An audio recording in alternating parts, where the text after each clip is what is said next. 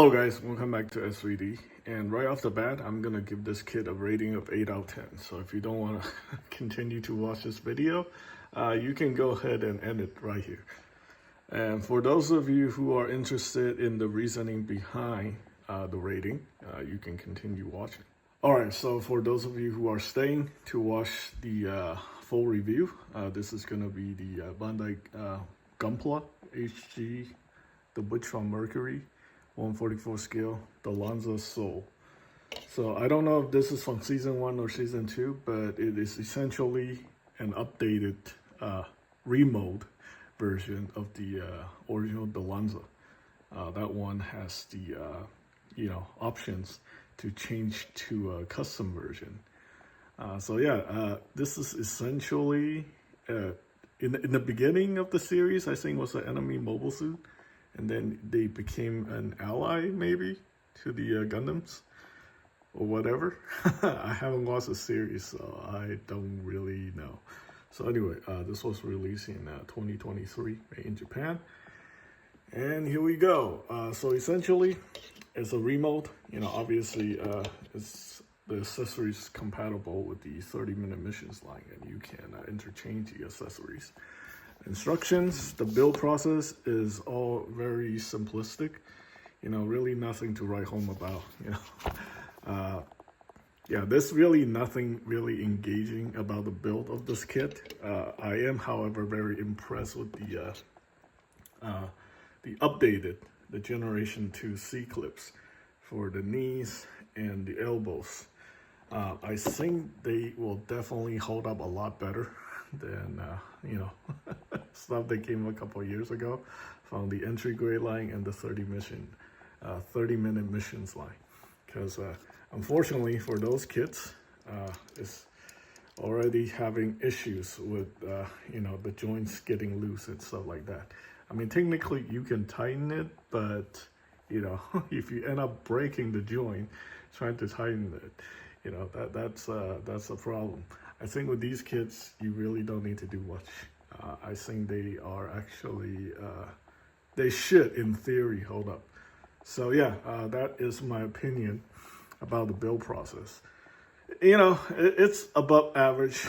Nothing really, nothing really stand out besides, if the first time you experience those improved C-clip joints, you might be very impressed, like I am. But all in all, the build process is not engaging whatsoever. It's not like you're building a master grade or like, one of those more complex high grade kits that, are very, how do you say it? Very entertaining to build. So yeah, it does have seam lines that run onto the side of the legs, and some of these hollow parts leave a lot to be desired. I mean, look at this. Yeah, so that's a build process. Next, I'm gonna talk about the accessories, and stay tuned for that. All right, so these are the accessories. Obviously, it doesn't come with the action base, but it comes with this thing called the beam torch, which it's not super impressive, but it's a very unique take on the beam saber. I think the accessories for some of these Witch from Mercury kits just leave a lot to be desired. I mean, look at this beam rifle right here. It just looks like something that got like pancaked. Not very impressive. It does, however, have a removable magazine, which is interesting right there. Removable magazine. This one's actually an upgraded version because you can actually, this is how the traditional beam rifle looks like. And then we have the bayonet attachment. This one, unfortunately, you can only attach the bayonet to one side, so you can't have double bayonet, so that does kind of suck. And just take a look at the 30-minute missions beam rifle compared to, assault rifle against, compared to, this Witch from Mercury beam rifle. I think they're both designed by Kanetake Epikawa. I don't know, just not really impressed with these Witch from Mercury weapons and stuff like that. I feel like The mobile suits are very well designed, but when it comes to the weapon, you know, they didn't put too much effort into it. All right, so that's the accessories. So the beam effect parts can be removed and it can also be stored. So the magazine can be stored inside the shoulder shield, and the weapons can also slide in right there for storage purpose. Right there, that is actually very well designed. Same here with the beam torch. You can store the beam torch in here like so. You know what would be really cool if that these guys come with 2 beam torches, so it can dual wield. So articulation wise, this kit is highly impressive for something so bulky. It's not really gonna blow anything out of the water in terms of articulation, but for a bulky suit like this, it's unique, it's special, because this is not something I was expecting. But you can see double jointed elbows, got articulation on the shoulders. That's a ball joint right there. It does have a butterfly function as well. And the arm can go pretty high up. Pretty sure it can actually go perpendicular. So I'm actually going to demonstrate that, but you can see double jointed knees. We have ankle rockers, and we even have toe articulation right there. So that is highly impressive. The articulation on the torso is mostly, you know, it's, there's a ball joint at the waist right there, and then there's a hinge right here, ab crunch right there, and the head is just a double ball joint, you know, due to its bulkiness. The head articulation is not super great.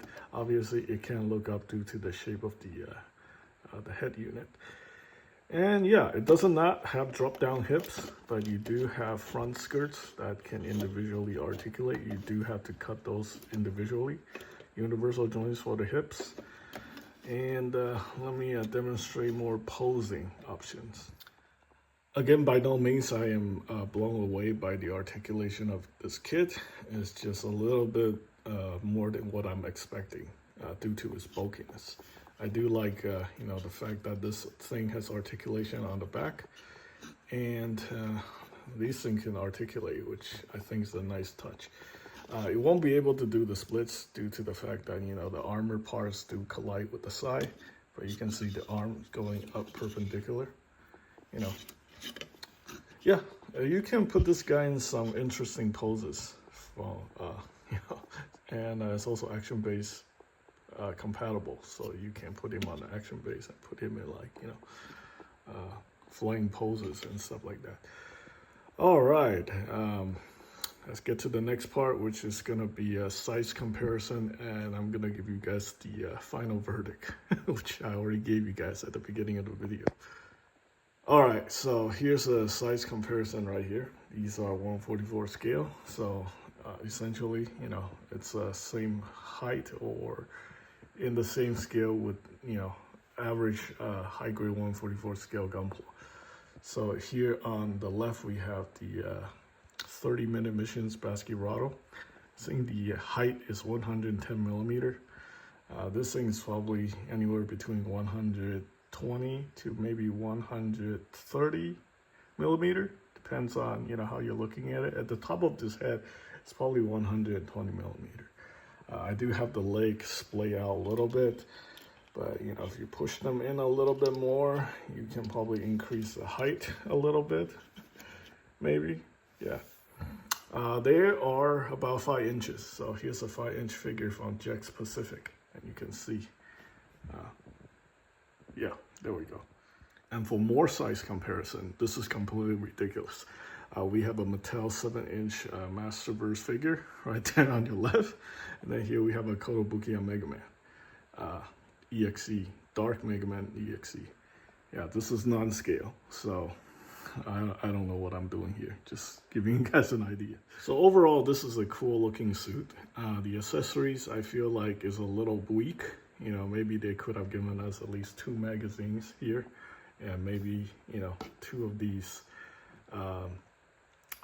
beam torches, or maybe various hand options, because, you know, all he has is 2 gripping hands. So that's the probably the weakest segment of the this kit. But as far as feature goes, it does have some very interesting. Does have a very interesting look. Kind of remind me a lot of the Gundam Gujan or the Manrodi from IPO as well. Elements of the Jagan from UC, and maybe even the Dom. Some people are saying like this guy reminds people a lot of the Zaku 3, and I kind of see that too. So yeah, I think that's actually one of his stronger suits. If you like the look of this kit, it's definitely something that you might want to consider picking up. Articulation wise is above average. It's really great for something that's this bulky. In fact, I was actually really surprised by it. The build is just average. You're not gonna be surprised by the build process whatsoever. Again, the only thing that really impresses me is the Generation 2 style joints, and I think that's a good plan going forward. So can I recommend this kit at 8 out of 10? I think I can. This is definitely a good value for anywhere between 18 to 20 bucks. I definitely recommend picking it up. Again, consider everything I said about it. If you like the look of the kit, this is definitely something you want to consider getting. If you don't like the look of the kit, it's really nothing that you want to spend your money on. It's just, it's pretty average at best. Yeah. As far as customization goes, it does have a lot of features where you can definitely, customize this thing to whatever you feel like doing. I think the fact that it's a kind of a chunky suit and it's got a lot of stuff going on for it may kind of deter from the customization process. Usually when a kit is like very bare bone, doesn't have anything on it, that makes it very good for customization. This guy, he doesn't have a lot of crazy stuff going on, but then he's still got quite a bit going on. So yeah, that could be a determining factor. So anyway, this is gonna be an 8 out of 10. If you guys are interested in picking up this kit, I think it is still available. Here's the thing, I think later this year they're gonna come out with the action figure version of these Dilanzas. And I don't know how well those Tamashii Nation figures are gonna be doing at $90. I still think the Gunpla is a better choice versus going with the figures. Consider, it's not something that's like super exciting or something that's like super unique. I think for most people, the Gunpla should just be perfectly adequate, unless you want like an over-engineered figure with like articulation points. And to be honest, I don't even know how they're gonna make the articulation on the figure better than the Gunpla. There may be some areas that are significantly improved, but overall, I think for $20, this just can't be beat if you're into the Dilanza. So that's it. Thanks for watching.